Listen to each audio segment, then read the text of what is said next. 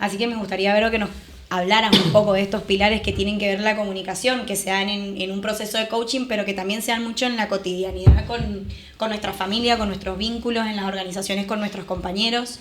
¿Cuáles crees que son los pilares más importantes de estos que nombramos y qué significan también un poco? Bien. Si querés empezar por la escucha o por... Sí, de lo que comunicamos o cuando conversamos, el que aprende a escuchar, aprende a conversar con efectividad. Y escuchar no tiene que ver con estar escuchándose, ¿no? Muchas veces estamos escuchando al otro y internamente estamos pensando que vamos a responder. Escuchar tiene que ver con escuchar con todos los sentidos, empezar a conectarse con lo que ves, con la gestualidad del otro, con los silencios del otro, con respetar el proceso que va haciendo mientras que va comunicando. Y cuando vos estás ahí realmente escuchando la necesidad o lo que te está contando el otro, lo que se está abriendo, pasa algo mágico, porque sale la palabra justa o la pregunta justa o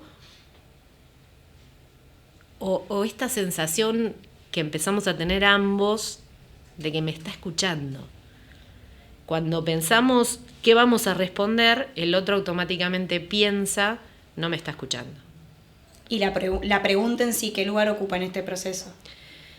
No nos entrenan a preguntar, no estamos acostumbrados a preguntar. Y en general preguntamos contando lo que pensamos. Por ejemplo, ¿estás bien? Ya te estoy dando la respuesta. Ahora, cuando empezamos a hacer preguntas que le abren la posibilidad al otro de pensarse, es donde empiezo no solo a conocer el mundo del otro y para qué dice lo que dice, sino que también me empiezo a conocer a mí, ¿no? En qué cosas hago foco, qué respuestas del otro también resuenan en mí y empiezo yo automáticamente a reflexionar. Por ejemplo, si yo te pregunto, ¿y vos cómo estás? Y hago silencio, no me estoy callando, que hay una diferencia grande, ¿no? Si me estoy callando es que estoy aguantando para hablar. En realidad lo que tenía era más necesidad de decir lo que pienso que de escuchar lo que vos me estás diciendo.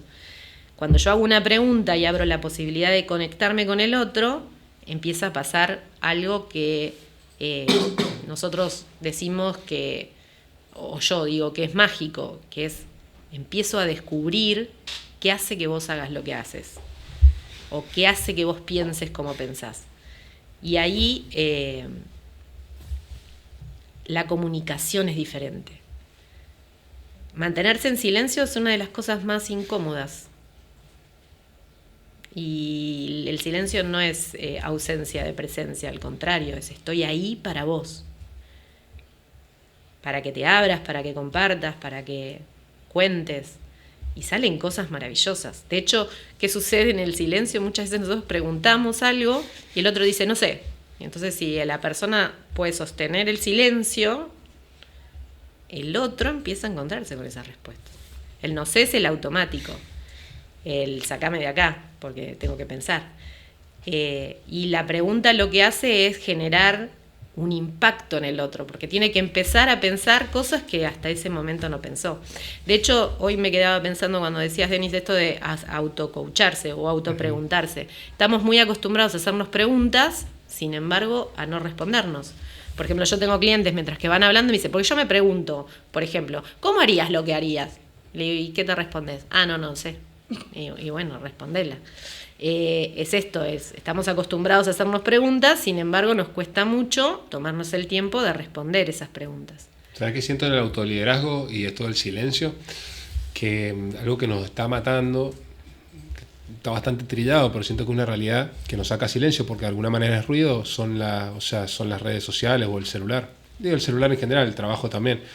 Porque es como que estamos todo el tiempo, nos pasa al hablar, o sea, no nos bancamos el silencio y queremos meter bocado, y cuando tenemos que bancar el silencio para poder reflexionar sobre uno, inmediatamente queremos meter el bocado y mantenernos entretenidos mirando algo, buscando algo capaz que no existe, no sé, laboral, digo, a mí por ahí me pasa hasta con cuestiones laborales esperando mensajes que no van a llegar todavía, y nos saca tiempo de calidad para poder darnos ese silencio a poder reflexionar. Sí, el silencio sanador.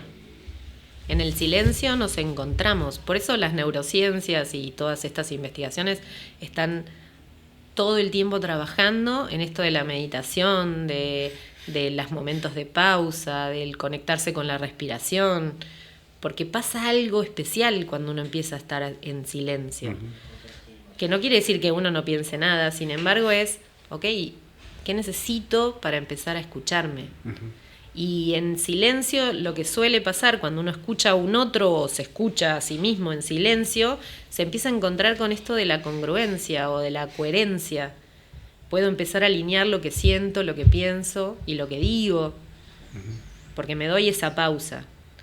De hecho, las mejores respuestas en general suelen ser cuando me doy una pausa para responder.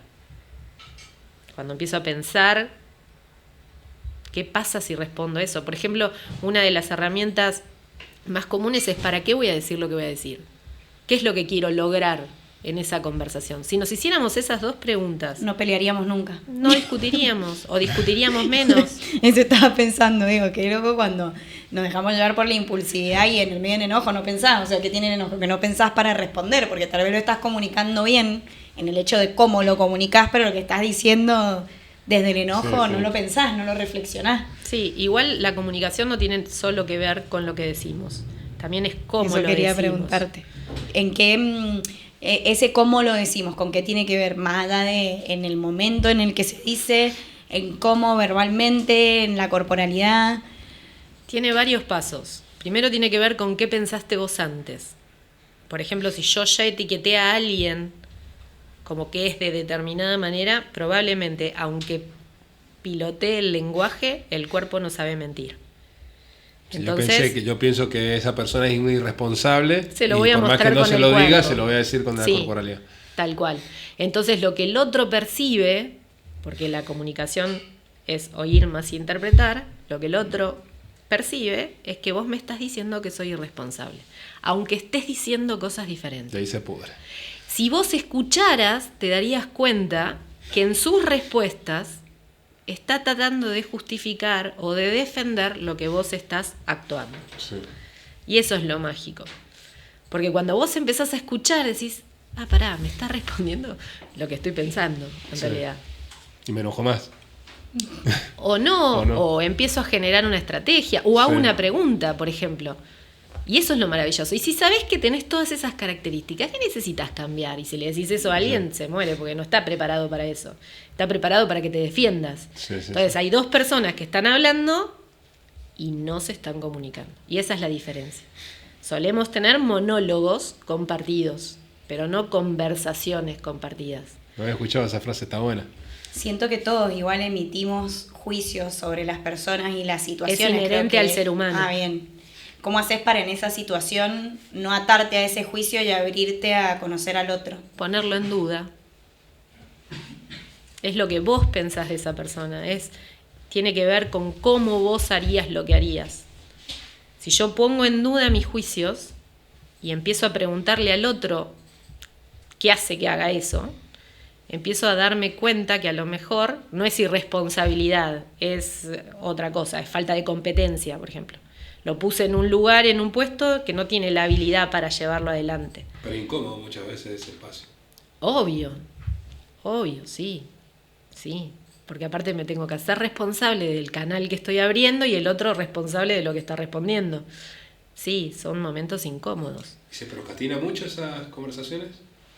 Y te diría que casi siempre, porque entrar en conversaciones, no estamos acostumbrados a entrar en conversaciones, primero, y en conversaciones incómodas, menos.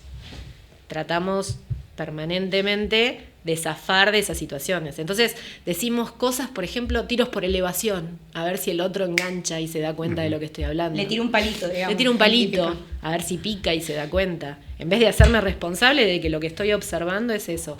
Ahora, acción mata juicio. Por ejemplo, si yo en vez de decirte, sos irresponsable, te digo, todas las mañanas llegás 1 hora tarde, eso es un hecho.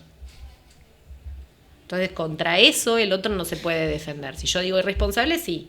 Porque aparte hay otra cosa dentro de la escucha, que lo que yo digo, el otro lo interpreta de otra manera. Entonces, a lo mejor yo estoy hablando de responsabilidad en el tiempo y el otro está evaluando que es irresponsable en todos los aspectos. Entonces empieza a defenderse porque en la irresponsabilidad de que no, que yo soy responsable porque hago todo lo que vos me pediste. Y en realidad yo estoy hablando de tiempo. Entonces muchas veces también dentro del conversar hay una etapa de la conversación que se llama el chequeo de lo que escucha. Bueno, y cuando yo digo esto, ¿qué significa para vos tal cosa? Y entonces ahí me doy cuenta que a lo mejor estamos hablando en dos canales distintos. Sí, y hace acortar media esa hora, brecha. claro, y hace media hora que estamos discutiendo de dos temas diferentes. Por eso son monólogos muchas veces.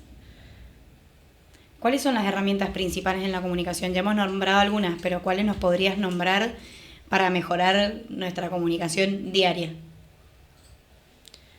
¿La escucha? Tener la amplitud de la escucha. Y para escuchar hay que darse ese tiempo. Yo siempre le digo a los chicos que acompaño cuando están en la formación, si le vas a preguntar a alguien cómo está, tené tiempo para escuchar. Si no, ni siquiera preguntes. Porque cómo estás, si te dice mal y vas a decir, bueno, listo, estoy muy apurado, deja una sensación peor. Entonces esto, prepararse para escuchar. Otra cosa es preguntarme para qué voy a tener esa conversación, qué quiero lograr. Y cuando digo que quiero lograr es qué acuerdos tenemos que hacer juntos. A lo mejor es, no estoy de acuerdo con lo que vos opinás y lo valido. Yo te cuento cómo veo yo esa situación. No necesariamente las conversaciones efectivas son las que nos ponemos de acuerdo y yo te abrazo y te digo, está todo bien, tenés razón.